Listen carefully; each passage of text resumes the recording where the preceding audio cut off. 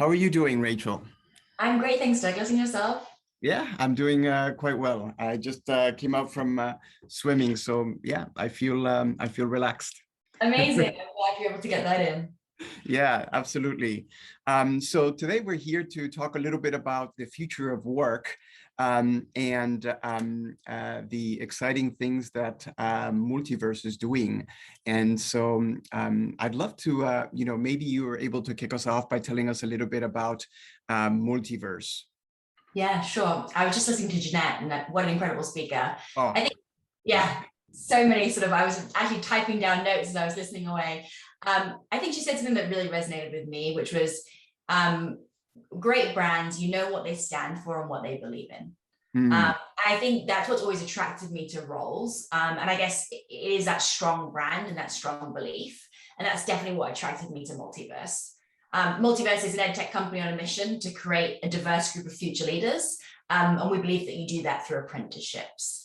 And so I think we'll talk a lot more about the future of work and why we believe that apprenticeships are part of that. But yeah, to me, it's a company that has that really strong set of beliefs that we're all excited to stand for.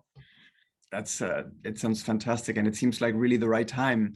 And speaking of the future of work, I'd love to hear a little bit, from you, sort of maybe you can give us sort of the big picture, the way that you see work as it stands today, and also what we can expect maybe, let's say at the end of the decade.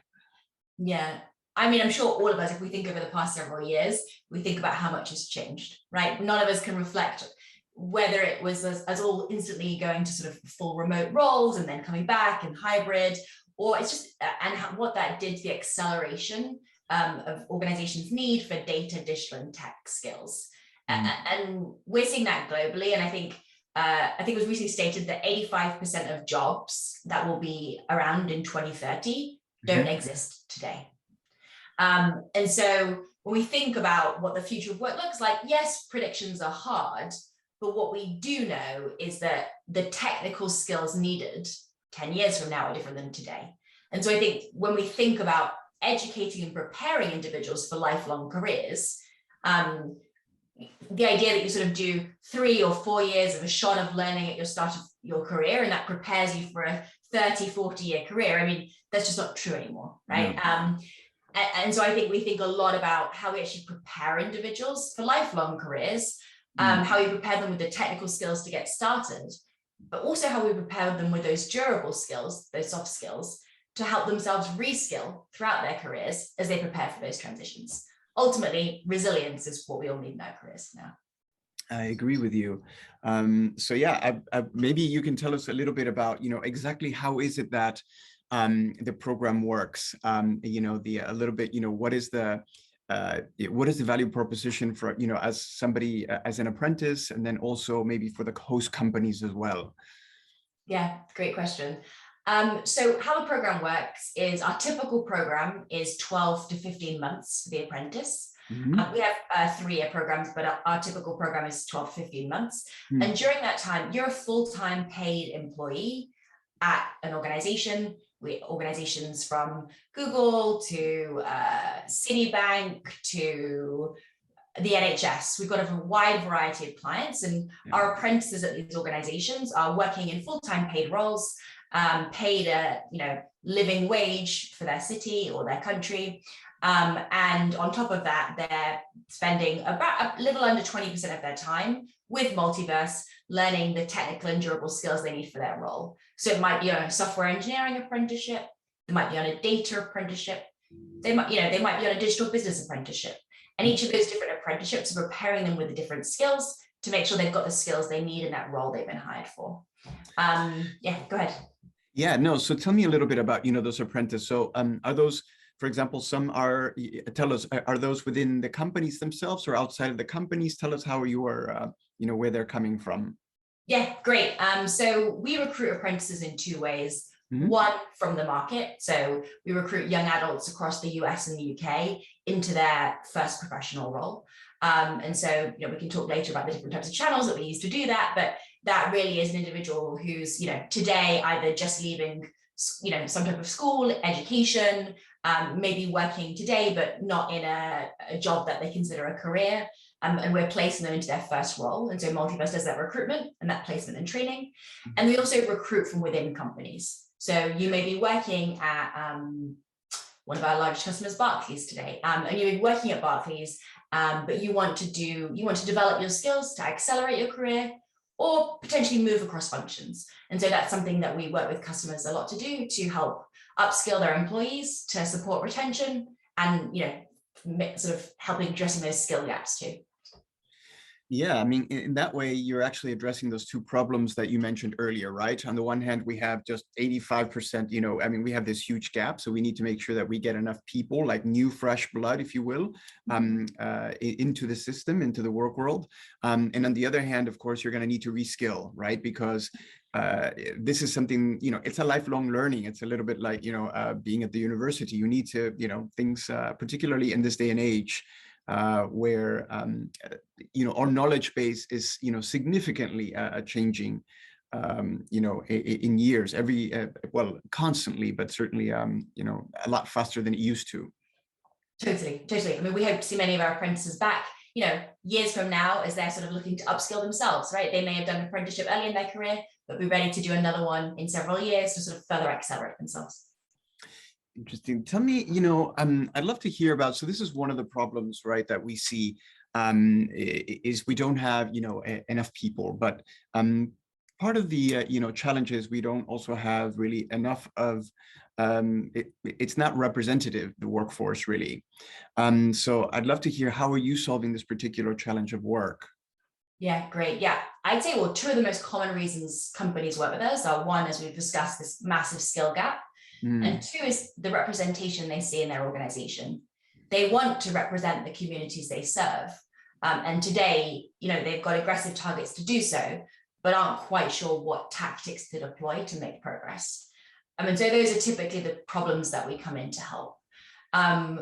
When we're supporting an organization to ensure they're building, a diverse pipeline of apprentices and going on to hire them, we're really focused on using our standard, like marketing channels, your paid search, paid social content, all that good stuff to reach a broad range of young adults. And we really focus on the type of content that we use, the type of influencers that we use to reach those audiences. But on top of that, partnerships and outreach is a big part of what we do. We want to not just be there through scale channels. We also want to feel part of the community in sort of the core centers of excellence that we operate. We operate in a pretty meaningful way in 6 cities in the UK and the US. And in those cities, we develop partnerships with local job centers, nonprofits, community hubs. And so that means that we have partners in that region that understand the value Multiverse can bring to young adults, and they can sort of have closer community connections and be our voice into those communities. That's great. In the beginning, I'm curious, how did HR departments view, Multiverse? Now that, of course, you're working with them, I mean, it's a, incredible boon, but, how was it, how was it challenging? Was it easy, in other words, to partner with HR departments, who in theory should be, managing part of this, helping solve part of this problem? So I'd love to hear, how did you partner with them? How was that in the beginning? Yeah, that's a great question. I mean, I'd say typically our main champion is the chief technology officer, the chief information officer. It is the business owner who feels the pain, right? They're looking across their organization. They're concerned about representation in their organization, and they're also concerned about their talent pipeline. They know that trying to hire someone with 7 years of experience in data science is nigh impossible. And so they're very aware that they need to start nurturing these pools of talent earlier in their organization. And so we really work a lot with those business leaders to help them understand how they can play an active role in changing the shape of recruitment in their organization. And then through that, we bring HR on the journey with us. HR are often a massive supporter once they realize that we can actually help do some of the work that can feel, if you don't do it at scale, is super labor intensive. Some of the partnerships and outreach work we do, because we do it for a large number of companies, we're able to do it in a way that benefits with economies of scale. But if you're one company and you need to build these partnerships with different community organizers in multiple cities across an individual country, that's hard, right? And so one of the benefits of working with a partner like us is That's what we do all day, right? We really think about how to reach 16 to 24-year-olds in the UK and 18 to 26-year-olds in the US. And those are the audiences and the populations that we deeply sort of understand, their motivations, the types of marketing messages that resonate. You know, I was just hearing whether Jeanette preferred TikTok or Twitter, and I was like, TikTok, like that. That is definitely one we're very focused on at Multiverse because of the audiences that we work with. Yeah. So what does make them tick at this moment? What do you think are the,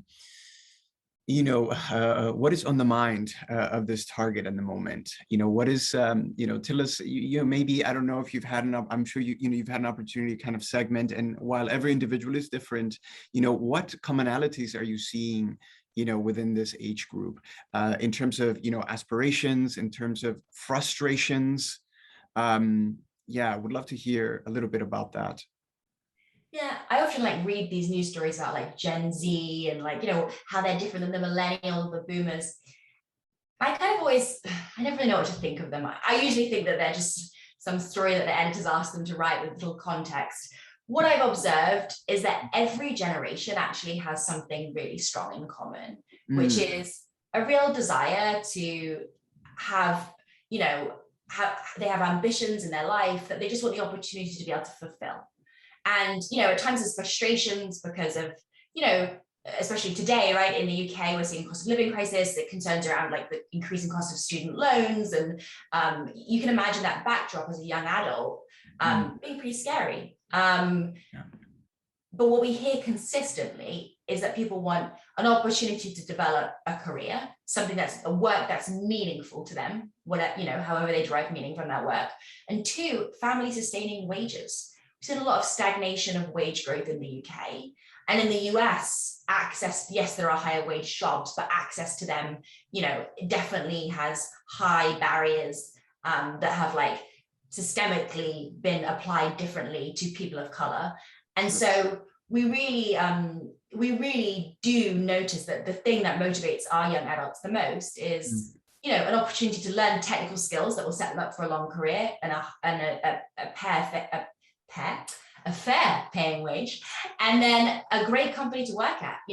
They love to work at brands that have those values Jeanette spoke about, companies that stand up for what they believe in. Whenever we have a role at whenever we have a role at an organization like a Barclays, or we have a role at an organization like a Meta, young adults are excited. They're excited to work at these organizations that they've always looked up to. Yeah, I can imagine also an apprentice, is a great opportunity to get exposure without having a lifelong commitment, if you will, right? I mean, typically you kind of dive into a job and you really don't know kind of the day in, day out. You don't really have that opportunity to test exactly what it is, to put those skills, really use them really in a day-to-day basis. And this program certainly allows young people to do that, right? Although, it seems you're also quite good though at placement, because fresh from memory, you also have very high level of placement. The number of, if you can tell me a little bit about that, and why do you think it is that you're able to do that so well? Why, what do you attribute to that success? Yeah, so after the 12 to 15 months programs, 90% of our apprentices are retained at the organization that we place them in. And that's for us what makes us different. You could go and do a tech boot camp, right? You could learn those skills, but they don't place you in an organization initially. And this, and therefore limited opportunity to sort of translate that technical skill you've learned into employment. And so for us, placing individuals into organizations for their apprenticeship, and then supporting them to be retained is really important. Because if you think about our mission, a diverse group of future leaders, getting someone their first job for 12 to 15 months, that's not going to make them a leader, right? We need to get them into that job and then ensure that we're getting them into an environment that supports their career trajectory. So we really work with the companies when we're working with organizations. We're focused on finding organizations that have full-time roles open to transition these individuals into. And that's something we spend a lot of time talking to companies about. If you're taking on, 100 apprentices, like how many full-time roles will you have open in 12 months when they graduate? Because like this is the cohort that you'll have graduating. And of course, there are like corner cases where individuals, choose to go on and do something else, maybe choose to go and do a different type of training afterwards, choose that organization isn't a fit for them. Those cases, of course, always happen, just like any employment. But for us, the intention with the organization is that just like graduate recruitment, this is, you're recruiting individuals into your organization, not sort of helping with a 12-month training program, Right. It really is a source of training. I mean, excuse me, recruitment, not just training, recruitment. Yeah, exactly. And, tell me, this is also a leadership, tell me a little bit about what role, does Multiverse play or want to play in developing also, leadership? Obviously that that comes to a large part, it comes down to the organizations themselves, but do you see yourself also playing, a role in helping develop, the future leaders of tomorrow rather than just recruiting them? Oh, 100%. So we definitely play a big role in recruitment, but the primary thing that we do is deliver their training, right? And so we deliver their technical and durable training. And so in addition to delivering the technical skills they need for their job, teach them how to be a software engineer, right? We also support them with a coach and a community. Especially if you're the first person in your family to maybe work in a corporate environment, there are soft skills or durable skills you need to learn about the workplace that you just may not have been exposed to, right? How to deal with, conflict at work. What does it mean when like someone says, especially if you're maybe not if you're like new to the UK, there's even like some of those like people saying, "Oh, nice job," and like maybe they don't mean it was a nice job. It's just it's like so very you really fun, to like interpret, not just listen to what people say, but interpret what they say. And if you're new to the corporate environment, these are new skills. And so our coaches spend a lot of time through personalized coaching with our young adults, helping them navigate that, especially as they're coming up to sort of big inflection moments. They may be coming up to the delivery of their first project, or they may be coming up to, graduation and thinking about like whether they're going to get, a job offer to stay at their current organization or whether they're going to leave. And so our coaches spend a lot of time with the young adults on that. And then also the community. Ultimately, the best thing we can do is put our apprentices in touch with other current apprentices and alumni who are having the same experience as them. And so our apprentices end up living together. I think we've had our first marriage, and they really do play a very active part in our virtual apprentice community, as well as physical events like our commencement ceremony and other things like that. Yeah, you have a great infrastructure, really, both online and offline. So yeah, that's fantastic. I can imagine also there's an opportunity for you to work, on, also as you're helping, retrain and reskill individuals as they're a little bit further along their career, possibly, taking the role that is maybe typically, developed by, let's say, maybe MBA programs, if you will, in other words, working on, networking at a high level, and of course, leadership development, leadership skill development skills. I mean, as they go further along in their career, I can imagine if you already have this, relationship with both the host companies and as well as the apprentice. Yeah, Jacob and Andrew have actually just worked with us. I think there's several hundred apprentices for that reason, right? To develop the data skills and some of the leadership skills within their organization. Yeah, and we're super excited to be partnering with them on that. Yeah, tell me a little bit about how is it that you work with, how, we talked a little bit about how you do your outreach for the apprentices. I'd love to hear how you, reaching out to companies. I mean, obviously, the USP is quite clear. So how is it that, how do you find these companies? Are you in a stage where they're finding you? I mean, there's always a bit of both. I wouldn't pretend that, yes, definitely we're a fortunate brand that has like very high awareness in the UK and building awareness in the US. And companies absolutely do reach out to us and find us that way. I'd say our outreach to them the thing that works most is, we know they have these two pains, right? Which is this sort of digital transformation, this need for skill development. And then we know they're concerned around the representation of their organization. And so when we sort of build content around that digital transformation, we build content around building diverse organizations. And we sort of build, think what frameworks for them to think through it, toolkits that they can follow. When we sort of put content like that out there, that reaches the right audience fast. And then from there, obviously, we can sort of, bring them into our marketing funnel and introduce them to case studies of other customers like them. And so that works well for us. Definitely on the B2B side, we really focus on account-based marketing. We at Multiverse use 6 Sense, but there are other tools out there like a demand base.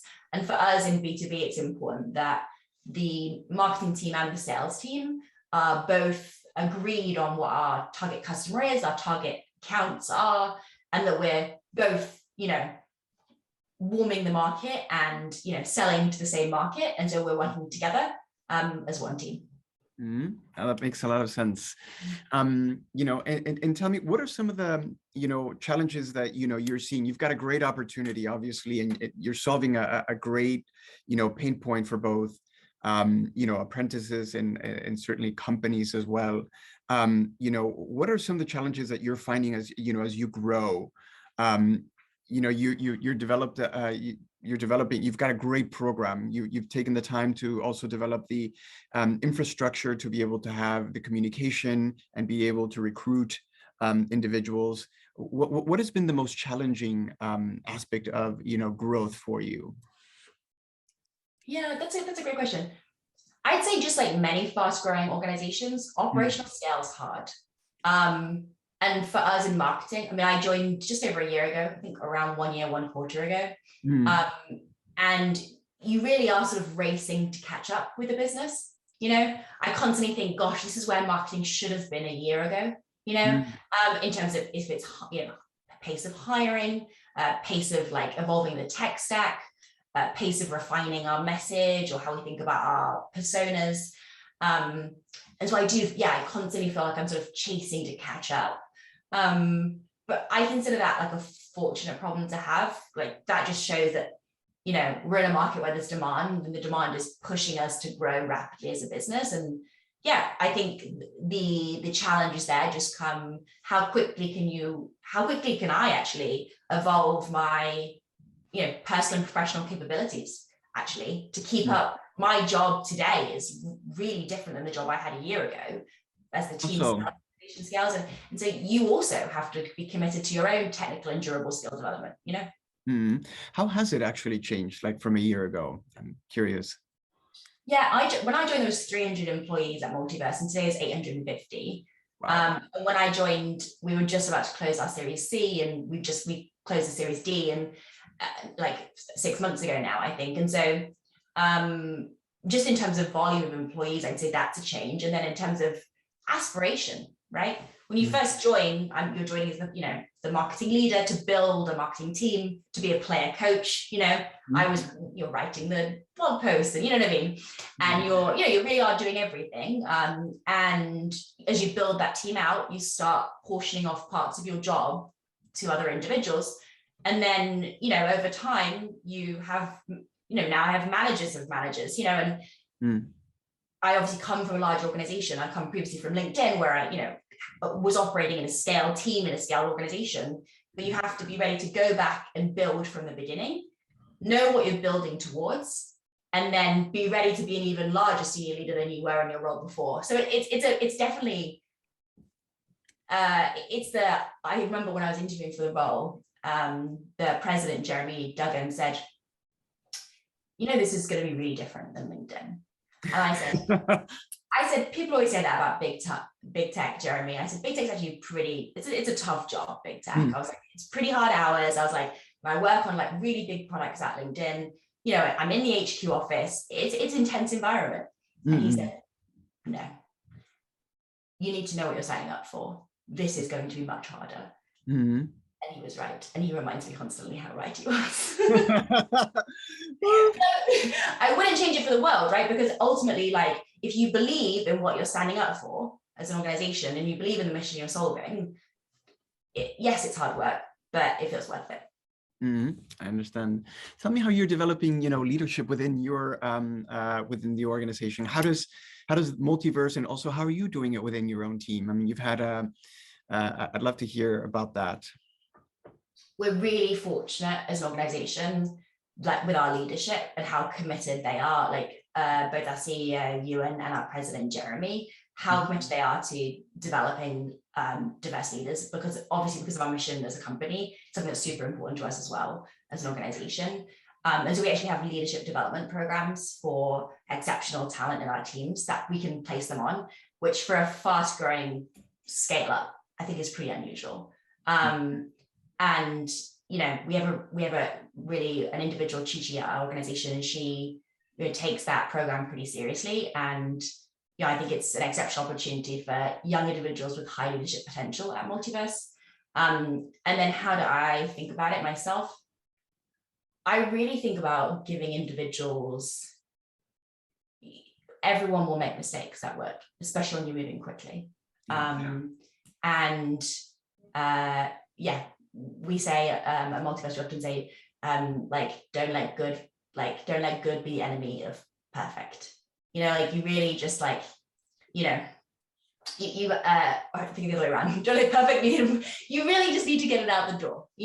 Ultimately, you have to believe in the MVP concept. Yes, as you grow as an organization, it begins to feel higher risk, but you can't let the risk stop you seeing if there's potential in the idea. That makes a lot of sense. I think, I think that applies to so many things, right? I think the fear of perfection is probably our greatest enemy, right? Being attached to perfection. So now that makes a lot of sense. It's great that you also, that's part of the culture, that it's okay to go out there, and if things don't work, then that's okay. Then it's a learning, and then you get back out and, fail fast, learn quickly. That makes a lot of sense. That's great. That's really, really great.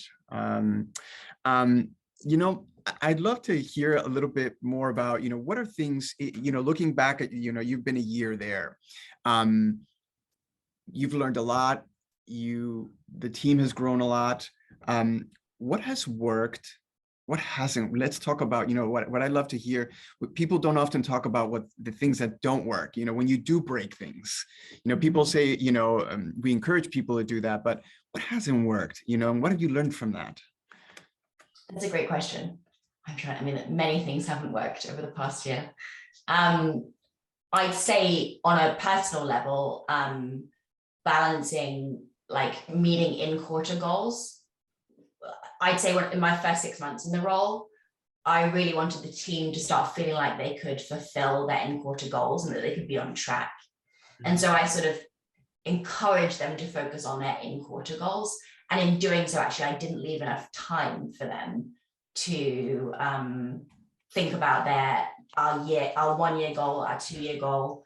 And when you're in these fast-growing organizations, and I joined a team that I think I had to hire 30 people over the past year, and we started with 4, and so you're building out the US team, and the UK team, and it feels like you're constantly running, and so it's hard to visit stop and say, okay, well, this is a strategic problem that's going to take 6 months to fix. Right. So we're going to actually have to sit down, close laptops and talk about what we're going to deprioritize to make room to make this long-term investment. And if I could do my time again, I'd come in on day one and say, I'm going to miss in-quarter targets for the first 6 months, so that we're ready to scale as fast as possible. And so I guess that's, for me, this is my first time leading an entire marketing department. At LinkedIn, I ran product marketing, and I previously ran a product and customer marketing department. But it's my first time covering the entire function, and I guess that's one of the learnings that you, at this point in your career, I guess, have to sometimes learn the hard way. Yeah. No, thank you for being so, open about it. And you're right. Sometimes, obviously there's there are expectations and pressure, to do things quickly. And in that we can sometimes, you're right, we can maybe lose sight of the very big picture. Also developing, like you said, sometimes you have to move backwards to really move, several steps forward. And that takes a little more time than we think. So yeah, and that makes a lot of sense. That's great. Thank you. Yeah, well, I tell you, I bet just in 1 year, you're already a better leader. I think definitely better. Always room for improvement, constantly. Luckily, one of our tenets is coachability, so we get lots of great feedback. But yeah, I mean, I love the opportunity to develop. I think you do develop professionally, but also personally, right? Some of these learnings you have at work about, like, really just going in to listen to how you can learn from everybody else in the room. I think that benefits you in all areas of your life. That makes a lot of sense. Oh, that's great. Yeah, what a year. What a year. I'm excited for the holidays this year. Yeah, I can imagine. Around Christmas. Very, very good. I'll ask you sort of a longer term question. Where do you see Multiverse now, looking out, out where you are today? Where do you want Multiverse to be in, let's say in 2025? I can't say at the end of the decade. I think that there's certainly, I'm sure there's a huge arc that you're looking to, but where would you like to see Multiverse in 2025? Where are you in terms of marketing? In other words, where are you in terms of the brand? Where are you in terms of building this platform? Yeah, great question. I'd say for marketing, it's marketing and the sort of company's orientation specifically. Like, we've been in the US for a year. I spent the last decade in the US, and I've been hiring much of my team in the US because I know what it takes to crack that market. And what it takes is outsized investment at a level that probably terrifies you a little bit, right? That's what it takes. And so we've been in that market 1 year, and that market has, the concept of apprenticeships is somewhat understood, but definitely less broadly used. And, there isn't a category there, right? We're creating that apprenticeships category. And so when I think about 2025, I think about, the multiverse apprenticeship in the US being synonymous with, an inclusive opportunity for, education that sets you up for your career. And so that's where I think about the change we've made in the market, and the changes we've made in the minds of, American CEOs. When I think about Multiverse, the product and the platform, I really just think about how we begin, to make it even easier for, not just the apprentice to engage with their learning experience, but, also their manager, their leader, to sort of participate and support that individual as they begin in the organization, and as we've discussed, as they move up through the organization as leaders. So I think there's lots for us to do, which is exciting. And I personally, I think if you believe our mission is needed and true in the UK, which it absolutely is, it's even more so in the US. And so I'm also super excited, with the cost of education in that market. I'm also very excited to sort of have that opportunity more prevalent there. That's fantastic. No, it's great. I love the work that you're doing. So I think we have Deanna coming on to let us know that we are drawing to an end. I don't know if we have any questions from the audience, or if our time is pretty much up, it looks like. Deanna, it is. Yes, thank you both so much. That was fantastic. And I'd love to see how this multiverse is going to, really shift in how it grows and helps shape the future of work, because it's such an interesting question, after the pandemic. And that was a great conversation. So would love to just keep learning more. It's time, check in next year and see where you guys are at. But thank you both so much for being here. It was a pleasure to have you.